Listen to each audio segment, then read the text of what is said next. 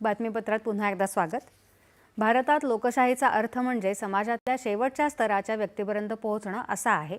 भारतानं विविधतेलाच लोकशाहीचं सामर्थ्य केलं आहे असं पंतप्रधान नरेंद्र मोदी यांनी म्हटलं आहे। ते आज राष्ट्रकुल देशांच्या केंद्रीय कायदेमंडळांचे अध्यक्ष आणि पीठासीन अधिकाऱ्यांच्या 28व्या परिषदेचं औपचारिक उद्घाटन करताना बोलत होते। आपल्यासाठी जनता सर्वोच्च स्थानी असल्याचं त्यांनी सांगितलं।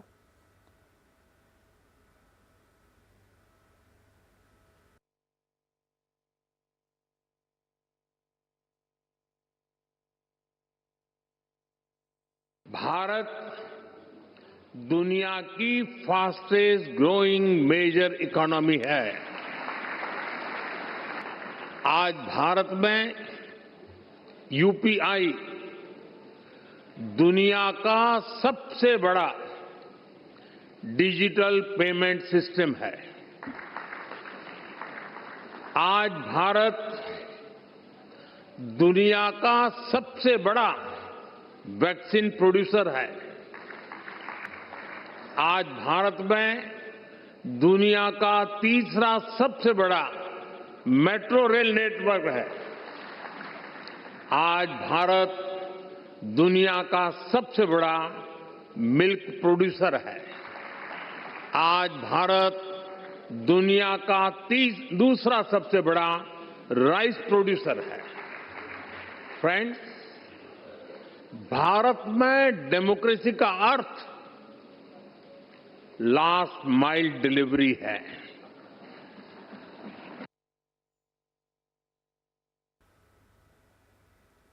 भारत जगातली सर्वात वेगानं वाढणारी मोठी अर्थव्यवस्था असून आज भारत जगातली तिसरी मोठी हवाई क्षेत्रातली बाजारपेठ असल्याचं त्यांनी सांगितलं।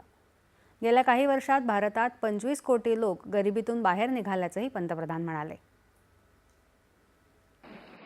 हम एक लोक कल्याण की भावना से हर व्यक्ति के लिए बिना किसी भेदभाव के काम कर रहे हैं और इसी लोक कल्याण की भावना के कारण बीते कुछ वर्षों में भारत में 25 करोड़ लोग गरीबी से बाहर निकले हैं।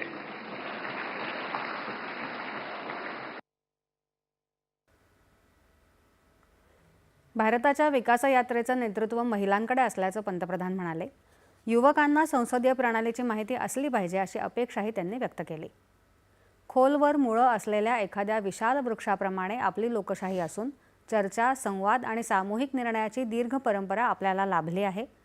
लोकशाही संस्था आणि लोकशाही प्रक्रिया लोकशाहीला स्थैर्य, वेग आणि व्यापकता देतात हे भारतानं सिद्ध केल्याचं पंतप्रधान म्हणाले।